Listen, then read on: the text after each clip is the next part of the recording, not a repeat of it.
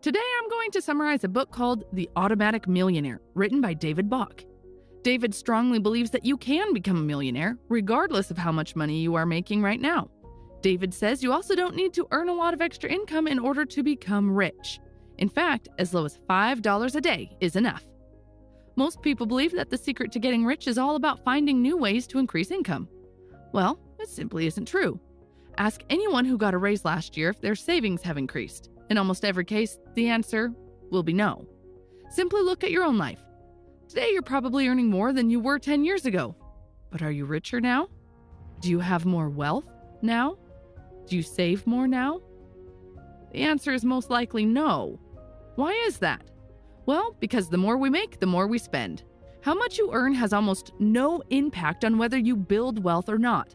In order to become an automatic millionaire, you've got to accept the idea that, regardless of the size of your paycheck, you probably already make enough money to become rich. Let me repeat that last part. Regardless of the size of your paycheck, you probably already make enough money to become rich. I can already hear you say, "Come on, what I earn is barely enough to cover my expenses by the end of the month, and you're telling me that I can still become rich with that income?" Well, first of all, it is not me who says it, it's the author. And second of all, yes, you are right. You can become rich with whatever you earn right now. I can't stress enough the importance of believing this, not just with your mind, but with your heart as well. This is an aha moment that can truly change your life financially. You're probably wondering at this point what the secret is. Well, the secret is called the latte factor. It basically says instead of spending $5 a day on coffee, if you invest that amount, you'll become rich. To be honest with you, as soon as I read this, I stopped reading the book and said to myself, ugh, another financial guru telling me to stop drinking coffee. I am not going to give up my favorite drink for the sake of saving $5. I was planning to return the book and get a refund. But then I continued reading just to entertain myself and see what kind of nonsense the author was going to talk about. And I'm glad I did, because I was wrong to judge it too quickly. And I found out that the latte factor is not actually about lattes, as its name suggests. The reason it is called the latte factor is because of the way this concept was born. David says in one of the seminars, a lady complained that what he was teaching was not practical, because she barely survives by the end of the month and there is no way she can even save an extra $5 to invest. After analyzing her daily expenses, David found out that she spends around $5 every morning on coffee and a muffin and another $5 on snacks around 11 a.m. So every day she spent $10 by 11 a.m. and it's not even lunchtime yet. David asked the lady to guess how much money she could save by her retirement if she started investing half of that $10. She thought it would maybe be around $70,000 or $80,000. After some calculations, the lady was shocked to find out that if she invested $5 a day with 10% yearly return, she could have $1.2 million by her retirement. Her daily coffee and muffin were costing her $1.2 million. This was a wake-up call for her to change, and this is how the latte factor was born. Now, some of you probably think that this doesn't apply to you because you don't drink coffee, and even if you did, you would never waste the kind of money she wasted on lattes. If you think like that, then you are missing the point, just like I did when I first heard about the latte factor. What the author is talking about here isn't just lattes. What he's talking about is how we don't realize how much money we waste on little things and how it can change our lives if we simply change our habits just a little bit. Your latte factor is probably not the latte, but it's the money you waste on bottled water, cigarettes, soft drinks, candy bars, fast food, memberships, etc. Whatever it happens to be, we all have a latte factor. We all throw away too much of our hard-earned money on unnecessary little expenditures without realizing how much they can add up to. The latte factor is different for different people. For you, it might be eating out every day, or cigarettes. And for another person, it might be a second house or a second car that he doesn't use. In a few minutes, I will explain how you can find your latte factor, but first, let's look at this graph and see how investing $5 a day with a 10% return can look like in 40 years. This is the amount of money you are losing if you don't identify and change your latte factor. If you would like to find your latte factor, then simply track your spending for 1 week. If it sounds too long, then just do it for 2 days, but don't change your behavior on those 2 days. Write down everything, and when I say everything, I mean absolutely everything, even if it costs a few cents, regardless of how you pay for it, cash or credit card. The author strongly recommends writing it down and not doing it in your head because there's so much power in written numbers. This exercise will help you see clearly what things you waste money on. This is where the yeah buts come in. What's a yeah but? It's what people do all the time to rationalize their current place in life and not take new actions. How do you know if you are a yeah butter? You probably are one if you're talking to yourself right now and saying things like, yeah, but I don't waste money on anything. Yeah, but with inflation and all, $1 million won't be worth much in 30 years. Wrong. It will be worth way more than you think, and it will certainly be worth a lot more than nothing, which is what you'll have if you don't start putting money aside now. Yeah, but I'll never be able to earn a 10% return on my money. Well, even if you get 5%, you can still have $500,000, which isn't bad at all. Yeah, but there really isn't a way to save small amounts of money and invest it. You need a lot more than that to be able to invest. Wrong. These days, you can set up automatic investment plans with as little as $1 a day. Yeah, but even if I find a way to save an extra $5 a day, I don't know where to invest it. Well, even if you don't invest, you can at least use it to pay down your loan or mortgage earlier. If you pay down a loan that has 7% interest, it's like you are investing into something that gives you a 7% return.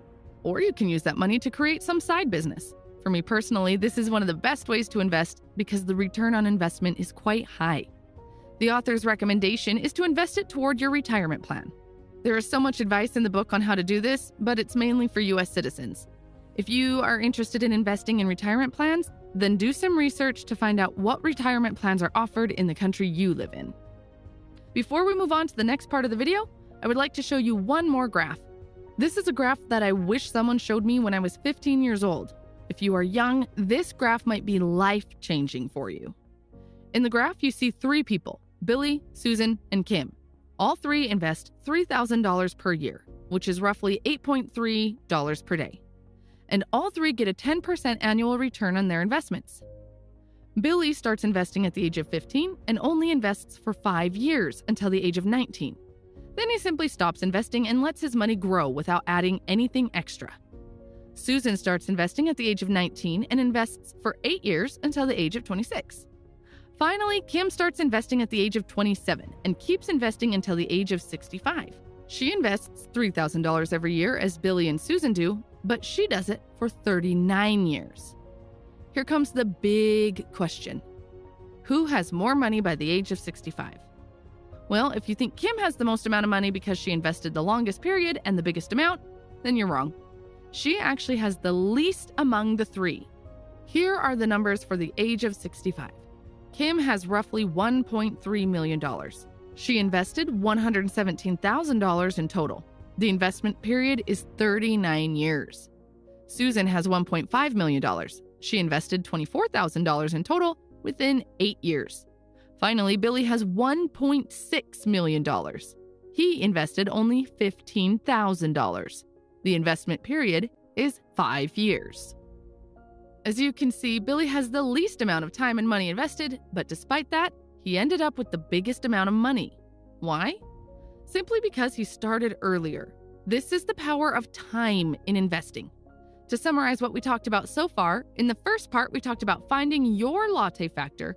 And as I mentioned earlier, the purpose of the latte factor exercise is just to help you realize that you already make enough money to invest and become rich. After doing this exercise, if you want to take things more seriously and move your money game to a new level, then you need to do one more thing. You need to start paying yourself first. You probably know this concept, plus I've made another video about it, so I'm not going to talk about it much, but let me explain why you must pay yourself first. We humans are terrible at many things, and one of them is budgeting. Budgeting is like counting calories when you are on a diet. You do it for a few days, maybe weeks, but then you stop doing it. So if you don't budget to pay yourself, then you'll probably end up paying everyone else, but not yourself. You must prioritize yourself and get paid first, just like governments do. Governments didn't always grab a chunk of your paycheck before you even saw it. For example, up until 1943, people got their money when they earned it, and they weren't asked to pay income taxes until the next spring. From the government's point of view, however, there was a problem with this system. People just couldn't be counted on to budget well enough to have enough money in reserve to be able to pay their taxes the following spring when the bill came due. Think about that for a second. The government is pretty smart. It figured out years ago that people couldn't budget, so it set up a system to make sure it got paid first. Not only did the government arrange to get paid first, but it also automated the process so there wouldn't be any problems. It figured out a near foolproof way to make sure it would always get its money. No ifs, ands, or buts. But now you need to do the same thing. You need to set up a system that guarantees you will get paid. A system in which you pay yourself first. And here comes the most important part of all. And I am happy that the author talks about it as well. And that is automation. It does not matter how much you pay yourself or where you invest that money. Make it automatic. I can't emphasize the importance of automation.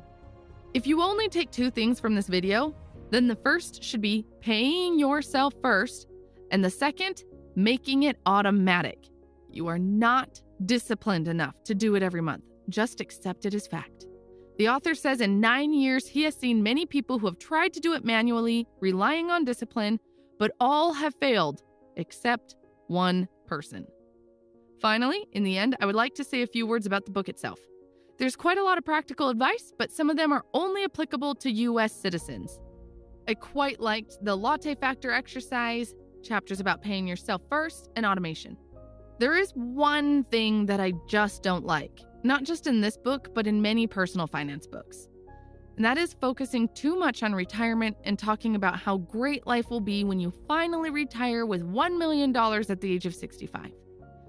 To me, this personally seems boring. Plus, I don't know if I will be in good health to enjoy that money at the age of 65. I would love to see more financial books talking about getting rich young. Please don't get me wrong. I'm not saying investing for the long term for retirement is bad or that you shouldn't do it. I personally do it as well, but I don't rely on that to take care of me. It's a nice thing to have, especially since it doesn't take much effort. Once you set it up, it runs itself.